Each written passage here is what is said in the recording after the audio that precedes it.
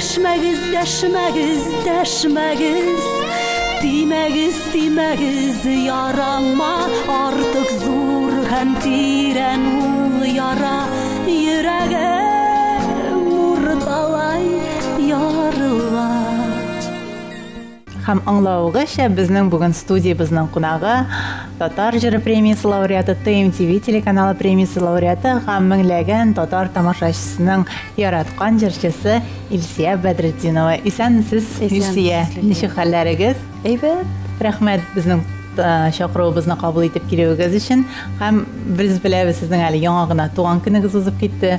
Чын күңелдән туган көнегез белән сезне котлыйбыз. Иҗат төркеме исеменнән.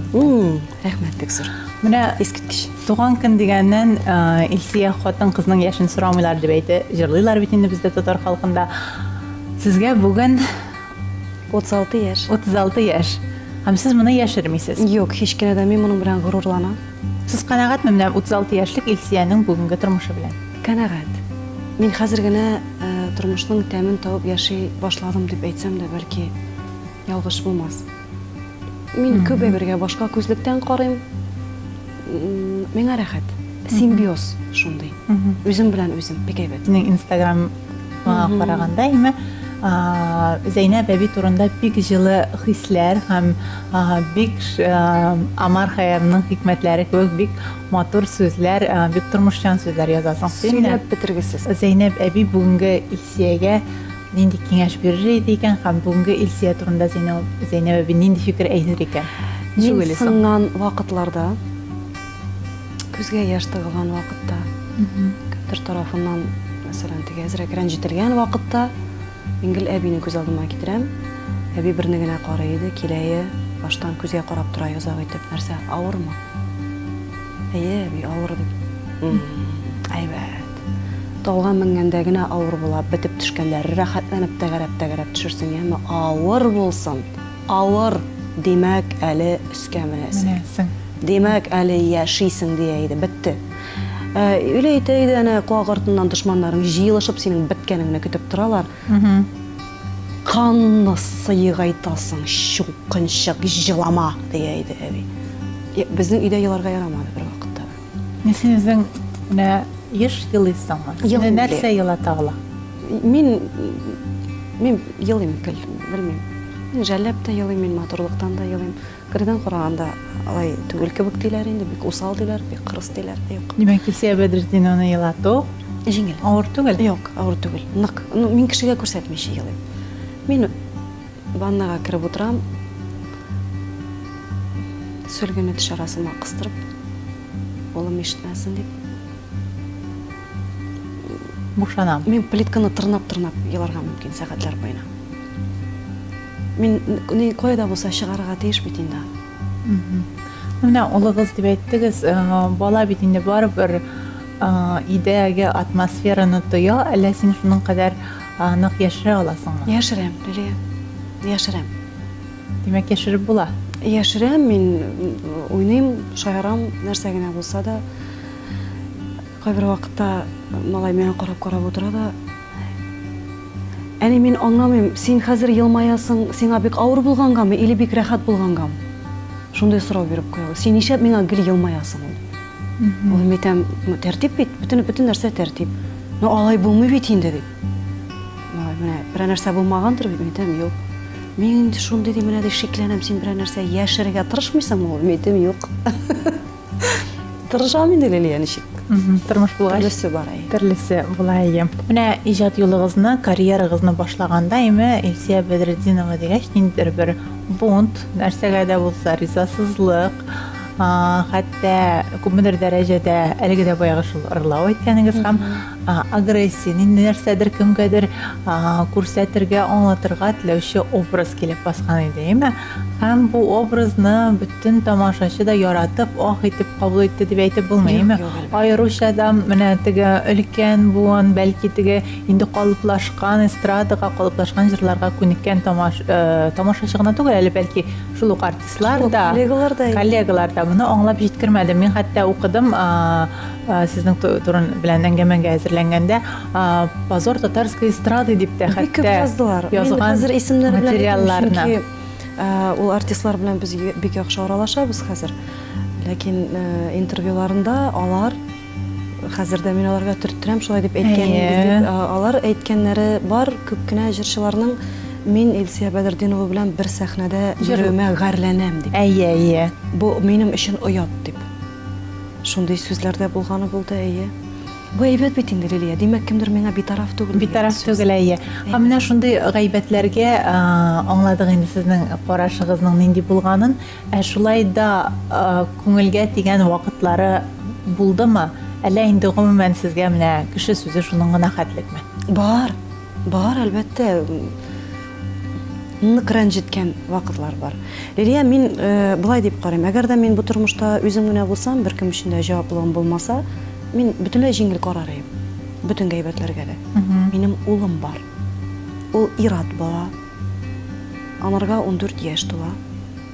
Ул миннән бер башка зур, ул бик зур гәүдәле, ул бик акыллы, отличник малай. Ул гайбәтләр бит Инстаграмда каядыр гына калмый, алар халыкка тарала. Аларның классташлары бар, классташларының әти-әниләре сөйлиләр. Алар анарга килеп әйтәләр, әни менә бу дөресме, әни менә бу дөресме дип. Менә шундый вакытта бик авыр. Мин анарга аңлатырга тырышам инде, улым, алай түгел. Син бит мине яхшы беләсең дип. Менә мин синең яныңда. Нишләп син аларга ышанасың, миңа ышанмыйсың дип. Ул хәзер тоже җиңелрәк карый инде бер төрле.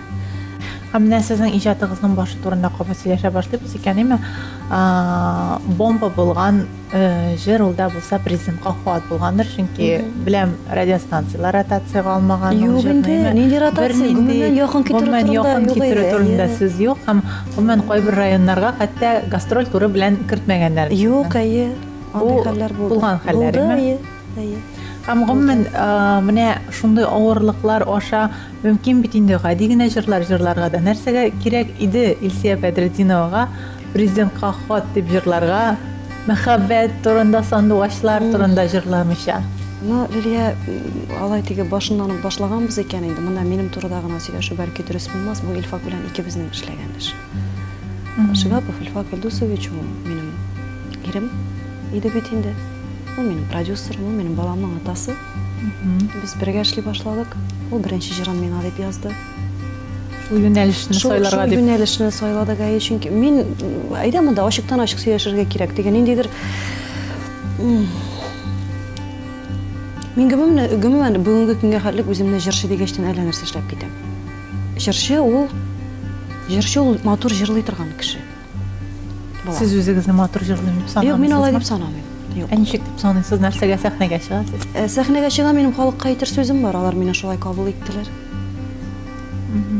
Мин җырларга тырышам, мин кулдан килгәнне эшлим. Минем үземнең тамашачым бар, мин горурланып әйтә алам. Алар мине менә шушылай җырлый белмәгән көенә кабул иттеләр, менә шундый җырлар булганга күрә. Ырлаучы Илсия, такмак әйтүче Илсия, кемдер өчен мин бөтенләй артист кына түгел, кеше түгел, дин әһелләре бик каты каршы булдылар. Хатын-кыз мондай булырга тиеш түгел, тегеләй әйтергә кирәк, булай әйтергә кирәк. Төрлесе булды.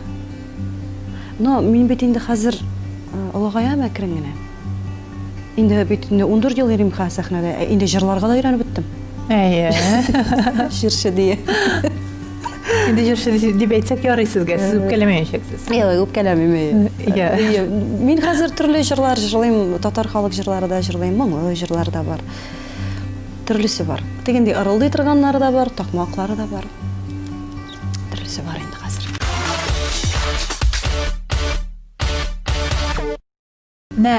Илфак турында сүз чыккан икән, әйдәгез бу темага кирип китик инде без, чөнки тамашачының да сәхнә артында иң яш сөйләнгән сүзләр, ул да булса шундый озак иҗади дуслыктан соң, шундый озак гаилә тормышыннан соң сезнең икегез 2 елга булып ага башлауыгыз булды, әйме? Беренче вакытта дөресен генә әйткәндә, мин үзем дә ышанмадым, чөнки концертларга сез бергәләп киләдер идегез. Һәм Илфак абыйга яңа пиар ысулы мәллә дип барып әйткәнемне мин хәтерлим. Бик күп кешеләр шулай дип уйладылар. Чынлыкта да. 2015 елның февралыннан бирле бергә тормыйбыз. Баштан кулдан килгәнчә менә бу эшне, сәхнә эшчәнлеген саклап калырга тырыштык. Булмады. Юк. Бер уртак фикергә килә алмадык. Бит сез шундый зур киртәләр аша, шундый зур еллар аша үзегезнең уңышыгызга бергә барган кешеләр име Илсия апа. Һәм әле бит сезнең яшь арагызда 13 яшь әйе. Һәм сез Илфак абый белән кавышканда, Илфак абый әле гаиләсе, 2 балалы кеше иде.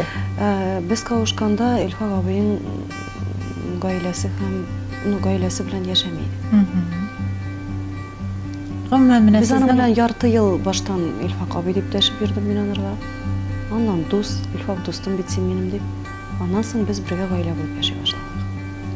Аннан соң без күчеп киттек. Баштан Лениногорскида яшәдек, аннан Түбән Камага күчеп киттек, Түбән Камадан Казанга. Лениногорскида вакытта минем улым туды. Бик зур авырлыклар аша үттек без Казанга килеп, бернинди таяныч булырлык кеше юк. Ниндидер анда дигән матди ярдәм турында тагын сүздә булырга мөмкин түгел. Менә син үзең әни кеше, син мине аңларга тиешсең. Малайга 2 ай иде мин гастрольләргә чыгып киткәндә. 2 ай. Мин аны имзәйм, сәхнәгә чыгып җырлый идем, керә идем, астын алыштыра идем, күлмәгемне алыштырайм, тагын чыгып китәйм. Ул кулда үсте, ул сәхнә артында үсте, чемоданнар өстендә йоклап, фортепианолар өстендә йоклап. Бер бүлмәле фатир алгынчы Казанда без 16 квартира алыштырдык, 16 фатир. 3 шәһәр, 16 фатир.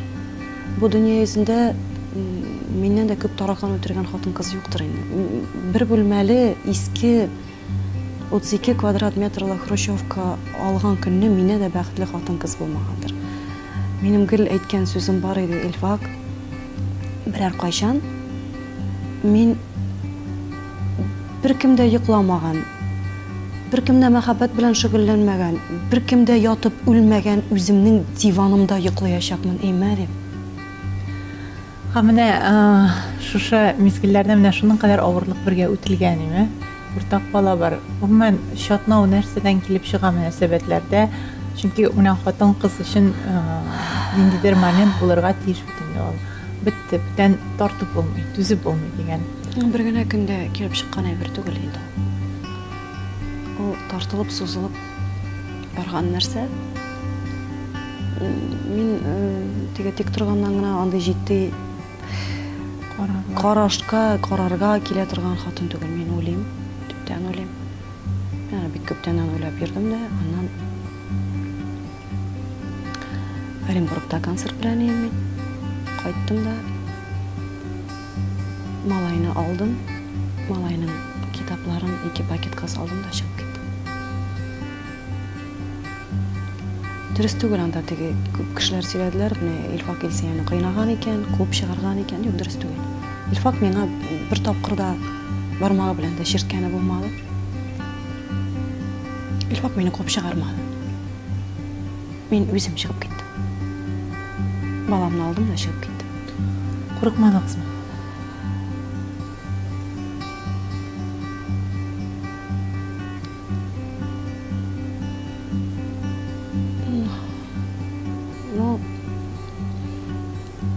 Минем акылым хисләремнән көчлерәк иде ул вакытта.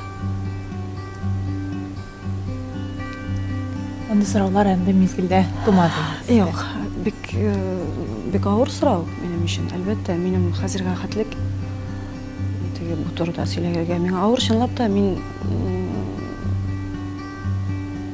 Илфак нәрсә генә әйтсәләр дә Илфак минем өчен бик кадерле кеше. Шуның өчен күберен аңлап та бетермим мин. Илфак турында начар сүз сөйләмәячәкмен, һәм беркемнән дә сөйләттермәячәкмен. Һәм менә сезнең улыгыз Нариман, сез аны еш кына интервьюларда әйтәсез, ул Нариман әтисенең улы дип. Һәм алма агачыннан ерак төшми диләр име? Ул шуннан да әтисенә бик ошаган име? Ошаган. Фотосурәтләр буенча һәм аңлаучы халык буенча да. Халык буенча да, гәүдә буенча да ул Ксерокстан чыгарган кебек. Аны менә минем малайны сен якыннан күргәнең генә юк. Илфак белән таныш, мәсәлән, сен шаккатырый. Ул шул ук Илфак. Аның йөреше дә, сөйләше, аның фикерләре, ну Илфак. Ул Илфак. Минем өйдә бәләкәй Илфак яши. Бүген әтисе белән ул арасында аралашу бармы? Бу бик авыр сорау икәнен дә аңлыйм. Ләкин ачыктан-ачык сөйләшә башлагач, Бу безнең гаиләгә кагылып әйбермим, җавап бирәсем килми. менә эмоциональ момент инде авыр моментларны искә төшергәч, Илсия апа искә төшерәсе килә сезнең шактый катлаулы операция кичерүегез, әйме 5 ел элек. Һәм гастрольләр турының тукталып торуын, әйме сәхнәгә чыгудан баш тартырга мәҗбүр булуын. Әйе. Һәм менә әлеге моментта күпмедер вакыт сәхнәдә балкыган хатын-кызга менә шулай кинәт кенә тормышының үзгәреп китүе инде кыйммәтләр алмашынуга китердеме? Мин операция өстәлендә, мин реанимациядә ятканда операциядан соң. Минем анда бик кызык булды. Бер наркоз ясадылар да алмады. Тагын бер наркоз ясадылар. Омыртка баганасына, ансы да алмады. Уже ясарга операция, мин әйтәм, юк, мин бөтен әйберне сизеп ятам, алмый, мине укол алмый. Бу бөтен бик ашыгыч рәвештә килеп чыкты. Шуннан соң инде былай тулы анестезия ясап киттем. И тулы анестезия беткәннән соң тегеләр барып җиттеләр әкрен. Мин акылга киләм дә егылам, акылга киләм дә егылам, бик авыр чыктым. Кешечә генә булмады, гадәттәгечә инде кешечә генә булмады. Реанимациядә Илфак белән малай керделәр, Нариман. Нариман минем гомумән андый теге авыр вакытны күргән бала түгел. Ингел балкып йөри торган хатын, аның өчен бик зур шок булды. Ул килеп, утырып, теге кирәкме миңа сораулар бирә. Илфак кырыйдан карап утыра. Әнигә менә бусы булай? Әнигә бусы булай? Әни син кайчан кайтасың? Әнигә син монда ятасың? Без иртә булай итәбезме? Без аннары булай итәбезме? Менә карап ятасың. Тормышың кыл өстендә тора. Я теге якка, я бу якка дип. Андый уйларны баштан куырга тырышасың. Нинди теге як турында сөйләргә мөмкин? Синең аяк очында утыра менә бу могҗиза, аның шундый күп планнары киләчәккә. Әле мин аның белән монда барырга тиеш икән. Аларның барысы да сезнең белән бәйле. Ялар бөтенесе минем белән бәйле. Ул бала күз алдына китерә алмый, ул бүтәнчә булырга мөмкин түгел.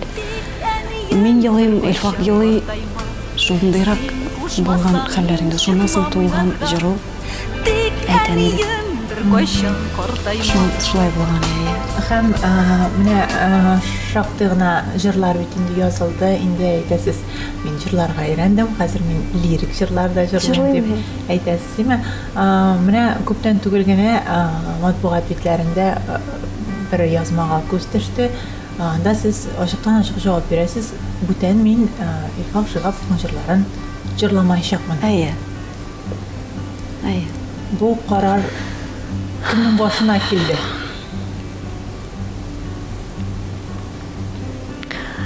Минем беренчедән башыннан ук башлаган очракта 300 җырланылган, шушы 13 ел, 14 ел эчендә дигәндә, аларның күбесе 90% Илфак язылган җырлар. Лилия минем Илфакның җырларын җырлыйсы килмәгәнгә күрә түгел, миңа ул җырларны җырларга ярамый. Монда, димәк, продюсер белән җырчы арасында инде дә Ярамый, әйе. кискенләште мөнәсәбәтләр. Әйе. Миңа җырларга ярамый аның җырлары. Һәм сез моны ничек кабул итәсез? Бик авыр. Үземнең эчендә генә әле бер хәл, аны мен тамашачыга аңлатып булмый. Концертка чыгасың да, алар сорыйлар теге җырларны, аның һәрберсен үзенең яраткан җырлар. Бысын җырла. Менә мин анда концерт вакытында басып аңлатып тора алмыйм. Мин тегеләйдә алып китеп карыйм, булайда алып кайтып карыйм. Алай гына тынычландырып булмый, алар һаман теге сорыйлар. Мин инде хәзер әйтәм, миңа җырларга ярамый. Башка сораулар бирмәсез. Бүтән сорау бирмәгез, әйе. ya siz meni mana ikinci jırlar bilen kabul etesiz, ya kabul etmeysiz. Bu sizin işiniz. No, men alarını jırlay almayım. Başka. Менә бергә башлаганда тормышны әйме Илфак Шигаповның әйтик, журналистик өлкәсе һәм дә гаилә өлкәсендә шактый гына тәҗрибәсе бар иде. Сез әле япь-яшь. Юк, әйдә булай итеп карыйк әле Лилия. Илфак Илдусович журналист буларак танылган кеше. Миңа менә бик каты күңелгә берде бер көнне бер журналист шалтырата, әйтә, сез исемле продюсерга кияүгә чыктыгыз да, үзегезгә исем ясаганнан соң аны ташлап киттегез дип. Илфак Илдусович беренче җырын миңа язды. Мин җырчы булган кебек, Илфак Илдусович та Илсия Бәдретдинова проекты белән продюсер булды. Без аның белән кулга-кул җитәкләшеп чыгып киттек авылдан. Без аның белән бер-беребезгә таяныч булып кеше булдык. Монда ниндидер теге исемле продюсер нәрсә дип мин анарга бик зур ихтирам белән, мин аның таланты алдында, акыл алдында бик зур ихтирам белән карыйм ул кешегә. Но ул исемле продюсер буларак дип әйтә алмыйм мин. Юк. Без бергә булдык. Һәм мондый сорауларга сез ничек җавап бирәсез? Илмаеп трубканы куясызмы? Кайчан ничек? Аңламаган кешеләргә булай да әйтә алам. Тутырып та әйтә алам кайбер вакытларда шундый некорректный. Мин үзем газетләргә язгалаган кеше бит инде, бит мәсәлән, шуның хәтлек некорректный сораулар бирә торган журналистлар була кайбер вакытта. Шаккаткыч. Мин мәсәлән чагыштырма өчен әйтә алам, бер көнне миңа шалтырата бер кыз, яшь кенә кыз тавышына караганда. Исәнләшү нәрсә юк. Илсия Бәдретдиновамы? Әйе. Менә без сезгә бер-ике сорау бирәбез. Мәсәлән, сезнең аерылышуыгызда сезне бик каты гүләт иткәнгә күрә дип сөйлиләр. Сез монда ничек дип әйтәсез? Сез бүгенге көндә дә бик каты гүләт итәсез икән, менә сез давай халыкка шуны аңлатыгыз әле. Мин юлда барайым, туктап калдым. Подожди, кем әйтәм хәзер. Син әйтәм, сиңа ничә яшь? Миңа 22, но бу эшкә кагылмый, шундый ярый амбициозный. Сенсация кирәк. Сенсация кирәк. Аңлагансыңдар сиңа. Син мин әйтәм, син кияүдәме? Юк, шундый, моның динди эше бар ди. Менә мин әйтәм, сиңа 22 яшь. Йөри торган җегетең бармы? Юк ди. Бик кызганыч әйтәм, миңа 36 яшь. Әгәр дә мин әйтәм 22 яшьлек кыз бала үзенә җигет таба алмаган заманда 36 яшьлек Илсия апагыз һәр көнне гүләт итәргә үзенә ир кеше таба ала икән, бу сиңа позор дигән сүз моторым дидем дә куйдым трубканы. Бүтәнчә алар аңламыйлар Лилия. Усал булырга вакыйга Менә дәрәдеп әйтергә кирәк. Алар ничек мин шулай? Мин нәрсә дип аңлатып торырга тиеш ул балага? Буламы соң сеңелем, кетинем, нигә кирәк ул миңа? Нигә мин аны халыкка исбатлап торырга тиеш? Нигә мин аны ул балага аңлатып торырга тиеш? Мин беркемгә дә бу тормышта улымнан башка беркемгә бер нәрсә тиеш түгел. Менә әйтәгез, гайбәтләргә нокта куюны башлаганбыз икән, менә сезнең турыда сөйләнгән иң кызу гайбәтләрнең берсе, гүләт итүне ачыкладык, икән ачыкладык. Сез Айсылу Габдинова дигән Илфак Шигаповның яңа проектын күтәрә алмыйсыз икән.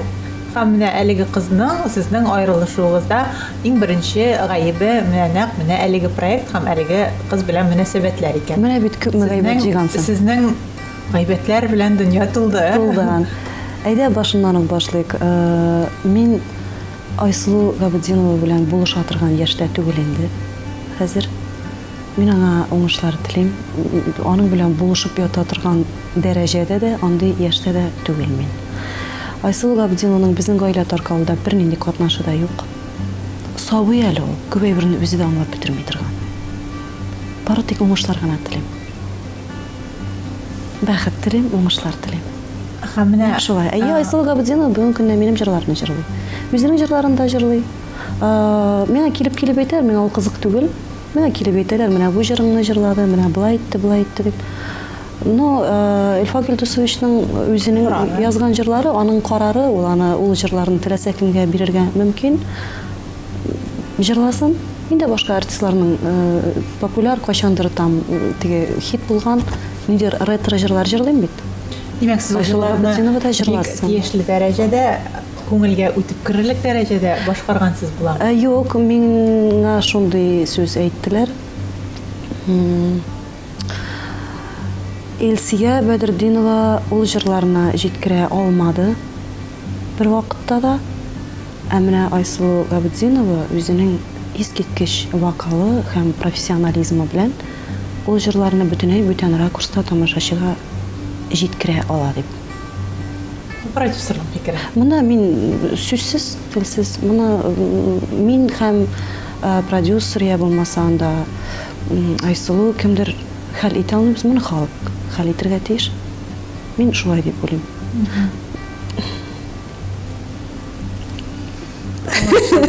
Барда тәртиптә диле. Илсия Бәдретдинованың сәхнәдә булмаганда өйдә нинди хатын-кыз булуын ачык белсек. Аш пешергәндә нинди җыр җырлый ул?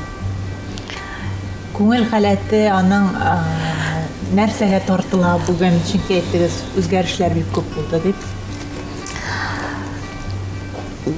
Мине якыннан белмәгән кешеләр барысы да бик усал хатын-кыз дип күз алларына китерәләр. Үзе турында бик югары фикердә булган, кеше белән сөйләшеп тормый. Аннан соң якынрак аралаша башлаганнан соң менә монда менеп утыралар, аякларын салындырып утыралар. Бу дөньяда миннән дә тиле кеше юктыр дип тә уйлап куям вакыт белән. Мин кешеләр яратам, мин кунаклар яратам. Мине алдый торалар, мин алдана торам, үземнекен эшли торам. Танышулыктырмаларга китереп Баса торам, башыма суга торалар. 36 яшьтә кешене алыштырып булмый бит инде хәзер. Мин фонтан күрсәм акырып елап җибәрергә мөмкин, салют күрсәм елап җибәрергә мөмкин, пси баласын күрсәм, мин бөтен пси баласын өйгә ташый торган, җуып, җайлап, бөтен булган анда теге акчаларымны ветеринаркаларга алып барып, системалар куйдырып, аякларын рәтләп, урамга кирдән берәрсенә урнаштырып, акчалар түли, апкайтыгыз әле апа, менә шундый матур псимәгез инде дип. Менә шундый тилеләрем дә бар минем.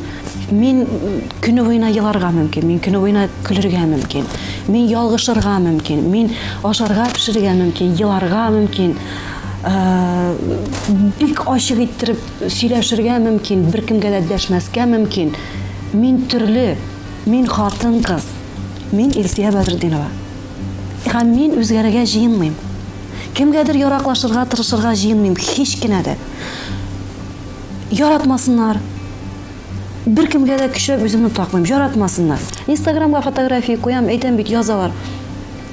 Tuzlu pomidor suyu içəm. O, все, bu похмельдан. Bitdi. Balla İbrahim, o, bu авырга қалған. Мен Оливер исемле афроамериканец, ул Канададан кайткан кара тәнле кеше. Мен аның белән бүгенге көндә дуэт өстендә эшлим. Миңа кызык аның белән эшләве. Безнең татар милләте дә татар турында сөйләшә, татар телендә сөйләшә алмаган вакытта Африкадан кайткан кара тәнле 2 метрлы Оливер шапнатып татарча сөйләшә минем белән. Җырлый, миңа бу кызык. Аның белән фотография куйдым, бу Оливер белән йоклый, сөйләйләр. Семирсәң сыер кебек диләр. Ябыксаң балык кебек диләр, кипкән агач кебек диләр. Күбрәк әйбер яза башласам, бу дивана диләр, дәшмәсәм әллә кем булган диләр. Менә ничек тә ярап булмый. Әни ярарга тырышмыйм да хәзер. Әйе дип язып куям. Әйе шул дип.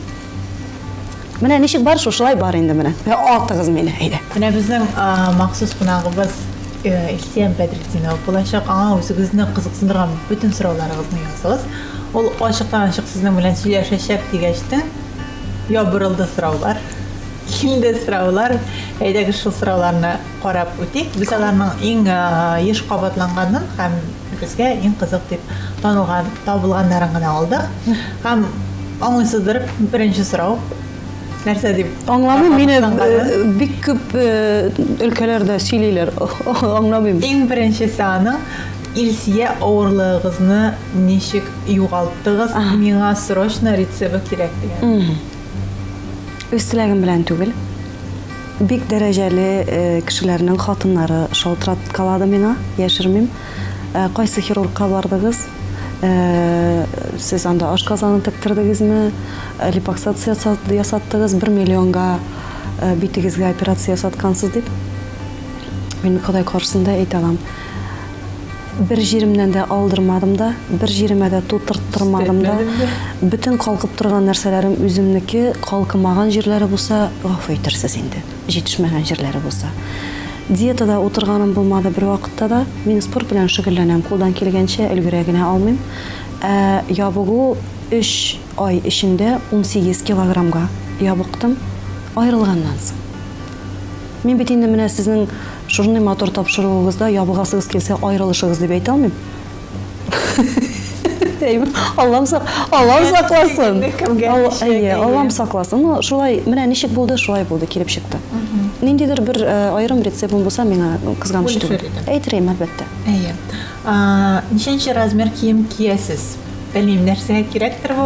42 размер. Бәлки сезгә ниндидер махсус теккән киемнәре бардыр кешеләрнең? Юк, мин хәзер инде әкрен генә түгәрәкләнеп киләм, мин ашыйм. Әгәр дә менә шушы ябык киенә, ошый дип, үзенә ошый дип уйлыйлар икән ялгышка халык. Мин үземә дә үзем ошамагачлы кешеләргә ничек ошарга тиеш инде дип уйлыйм мин, иртән торам. Көзгедән карыйм, тигән әйтәм, булай әйтәм. Алла, мәйдан беткән соң син ашар давай. Аннан соң чәй эчеп киләм, матурын әйттереп, майлар сылап батоннарга. Мин әйтәм, моннан матур кеше булмый бит инде. Сә әйдә киттек, дөньяны бизәп кайтабыз хәзер. Чыгып китәм урамга. Шундый настрой белән генә. Ашыйм, әкрен генә түгәрәкләнеп киләм. Минем иң әз весым, менә ул яз көне булды, ул 48 килограммда 900 грамм, 49 дип саныйк. Шулайга калганын, бүген мин 53 килограмм. Һәм сез җыю үстендә эшлисез? Өстендә эшлим. Кемдер ябыгы өстендә эшли? Мин вес җыю, миңа калса хатын-кыз өзрәк маймут итә торган булырга тиештер дип уйлыйм мин. Әле менә концертларыма тәгәрәп килеп төшермен әлеме сәхнәгә. Аңлашылды. Фотога сезне кем төшерә, бик чибәр чыгасыз бит. Фотога кем кул астында бар, шул төшерә. Турында у кеше әле белеп дә бетермидер. Җырчыларга караганда акчалылары күбрәк җырлый хәзер. Ягъни кем акча төртә, шул җырлый дигән сүз инде. Ничек карыйсыз дигән? Акчаң булмаса да булмый. Акча булып кына да булмый. Шушы Оксана Зәкиш, ул минем укытучым. Университетта укыганда, аның факультетында укыдым бит инде. Ул мине эт итеп сүгәй бөтен аудитория каршысында бастырып. Хатын-кыз булай булырга тиеш түгел. Татар хатыны булай булырга тиеш түгел. Булай җырларга тиеш түгел. Нәрсә аша бирисең син сәхнәдә? Эт итеп сүгәй иде. Арсын карап тора иде дә, мине борып бастырып аудиториягә күрсәтә. Үләм мин менә бу кеше белән. Менә шушындый булырга кирәк бит. Бу бит ничә ел йөри хәзер, нәрсәсе белән дә булса йөри бит инде бу дип. Ник сез минем кебек җырлыйсызсың, үзегезчә җырлагыз дип. Менә шундай ул аңлатып булмый торган әйбер. Халыкка мин моны үземчә күңелемнән булай дип аңлатырым. Күңел булырга тиеш. Һәм Илсия Бәдретдинова хатын-кыз булгач, нәкъ менә якынча бер 4 ел элек Кәеф-ничек газетасында, хәтерләсәгез, без сезнең белән интервью әзерләдек. Шәхсән минем белән. Һәм шул интервьюда сез миңа әйткәндегез, Илсия Бәдретдинованың иң зур хыялларының берсе кыз бала да әнисе булу дигән. Шоккынчык. Яшыймы? Яшәми генә булсын инде Лилия. Ул менә шулай йөрәк түрендә утыра, ул гомер буена. Илсия Бәдретдинованың иң зур хыялы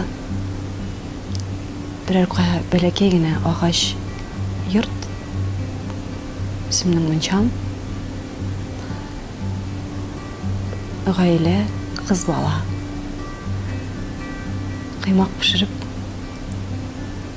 өйдә утырасы килә. Гөлләр үстерәсе килә, бәйлисе килә, чигәсе килә. Сез сәхнәдән баш тартырга әзер икәнсезме? Карьерада?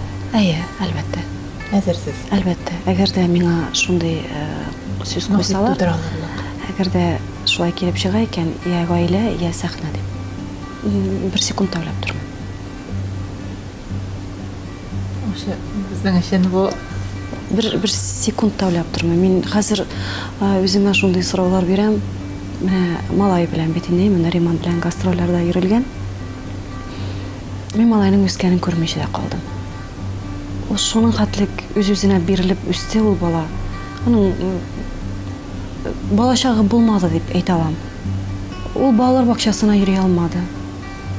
Ул минем белән концертларда нигә кирәк булды икән дип уйлыйм хәзер. Утыр өйдә малайыңны күтәреп, кыймак пешереп, кирәкми дигәндә, утырып тор. Ахыр чиктә мин барыбер яңадан шул ук дәрәҗәгә төшеп утырдым түгелме, нигә кирәк иде? Мин бит хәзер яңадан яши башлыйм гына әле. Просто ул вакытта яши башлаганда минем кырыемда илфак булса, ә хәзер мин бер үземдә аның өстенә яңадан 42-нче размер аяк киеме кия торган улым бар. Менә бу 13 ел тормыш өчен бәргәләнгән нигә кирәк иде? Аның каравы сезнең улыгыз бар. Минем улым бар. Һәм мин соңгы сулышыма хәтта илфакка моның өчен рәхмәтле булачакмын. Минем улым Нариман, ул яңадан бер дөнья йөзе кебек. Ул җир шары. Ул минем дөньям, ул минем бөтен барлыгым. Әгәр дә бүген Нариман, Аллам сакласын, мин хәтта күз алдыма китерергә куркам. Мин белмим анарга кадәр ничек яшәгәнмендер. Мин бер генә минутта Нариманнан башка үземнең гомеремне күз алдыма китерә алмыйм.